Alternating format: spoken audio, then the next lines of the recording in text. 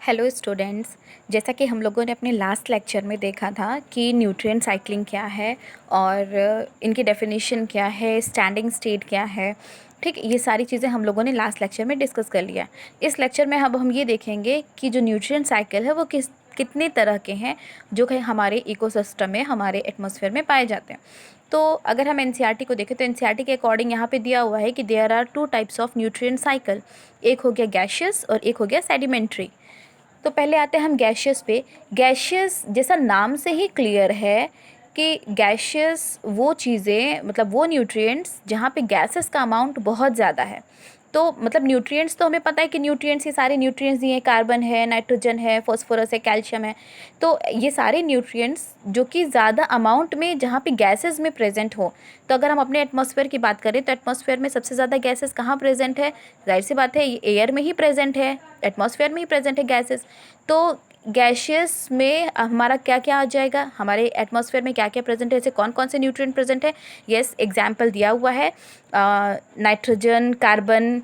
Yes, nitrogen, carbon, nitrogen जो है nitrogen molecules के फॉर्म पे प्रेजेंट रहेगा, कार्बन भी प्रेजेंट है। तो ये नाइट्रोजन, कार्बन, ऑक्सीजन, ये सारी चीज़ें कहाँ प्रेजेंट है? हमारे एटमॉस्फेयर में प्रेजेंट है। तो गैशियस में हम किसके बारे में पढ़ेंगे? नाइट्रोजन और कार्बन के बारे में पढ़ेंगे, नाइट्रोजन और कार्बन साइकिल के बारे में पढ़ेंगे। तो यहाँ पे दिया हुआ है कि the reservoir for gaseous type of nutrient cycle. ये देखिए टर्म आया है रिजर्वॉयर। रिजर्वॉयर आपको पता है कि एक ऐसा प्लेस, एक ऐसी जगह जहाँ चीज़ें स्टोर होती है और उनको तब हम निकाल सकते हैं, तभी वहाँ से यूज़ किया जाता है जब उनकी ज़रूरत पड़ती है। तो रिजर्वॉयर एक ऐसा प्लेस जहाँ पे क्या हुआ, तो यहाँ पे दिया हुआ है reservoir for gaseous type of nutrient cycle.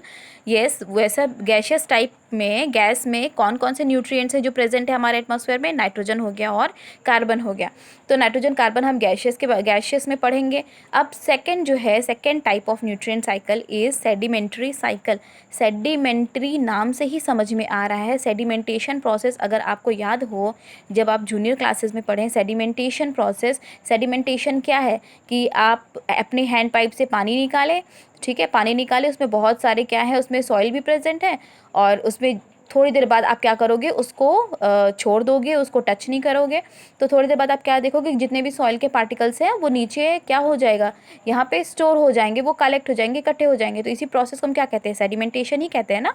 तो सेडिमेंट्री भी उसी तरह है कि अगर अर्थ का जो क्रस्ट है, ये जो क्रस्ट आपको दिख रहा है, यहाँ पे सारे मिनरल्स कहीं ना कहीं किसी भी डायरेक्टली और इनडायरेक्टली सोर्सेज के थ्रू वो डायरेक्ट कहाँ पहुँच जाते हैं? इस अर्थ क्रस्ट पे पहुँच जाते हैं। मतलब ये सेडिमेंटेशन प्रोसेस के थ्रू यहाँ पे स्टोर हो जाते हैं।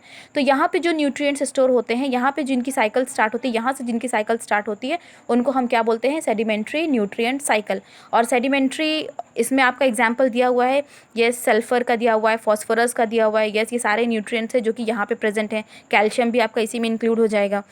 तो ये जो दो डिफरेंस है न्यूट्रिएंट साइकिल और सेडिमेंट्री साइकिल का, कि यस, जो कि सॉरी, ये जो डिफरेंस आपने देखा गैशियस और सेडिमेंट्री साइकिल का, तो गैशियस में यस, जो कि गैसेस में प्रेजेंट हो, जो कि एयर में प्रेजेंट है, और इसमें हमें पढ़ना है नाइट्रोजन और कार्बन के बारे में। अब हम जहाँ हम सेडिमेंट्री के बारे में बात करें तो सेडिमेंट्री में क्या दिया हुआ है? सल्फर और फॉस्फोरस। तो यस, ये सारी चीज़ें हैं, मतलब कितने तरह के न्यूट्रिएंट साइकिल प्रेजेंट है एटमॉस्फेयर में। अब अगर आप आगे बात करें इस पे कि कौन कौन से ऐसे फैक्टर्स हैं जो कि इनके न्यूट्रिएंट्स को वैरी, मतलब अलग अलग प्लेसेस पे वैरी करते हैं।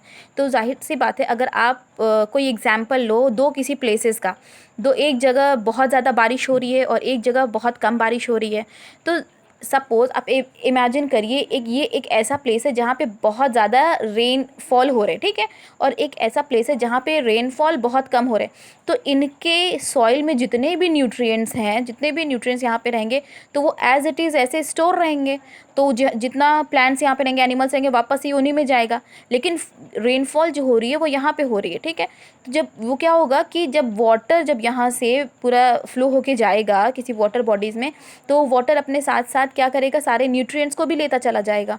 तो ये होता है कि न्यूट्रिएंट साइकिल, मतलब जो न्यूट्रिएंट्स होते हैं वो अलग अलग प्लेसेस पे वैरी करती हैं। हर प्लेसेस पे एक जैसा नहीं होता, हर प्लेसेस पे वो वैरी करती हैं। और ये जो जितने भी एनवायरमेंटल फैक्टर्स है, देखिए यहाँ पे दिया हुआ है कौन कौन से ऐसे एनवायरमेंटल फैक्टर्स हैं जो कि न्यूट्रिएंट्स को क्या बोलते हैं, इफेक्ट करती है।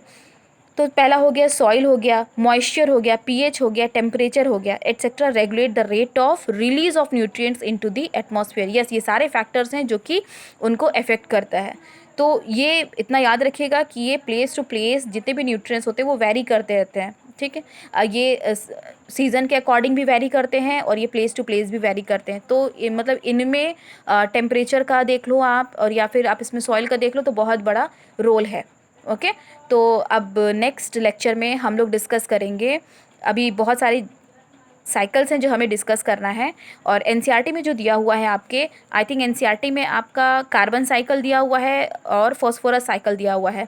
नाइट्रोजन साइकिल अभी आपके क्लास 12 के एनसीईआरटी में नहीं दिया हुआ है, क्योंकि ये nitrogen cycle already class 9th में और क्लास 11th में डिस्कस हो चुका है। तो यहाँ पे आपको डिस्कस नहीं करना है, लेकिन हम कोशिश करेंगे कि आपका इस पर भी वीडियो बनाएं, नाइट्रोजन साइकिल पे भी वीडियो बनाएं।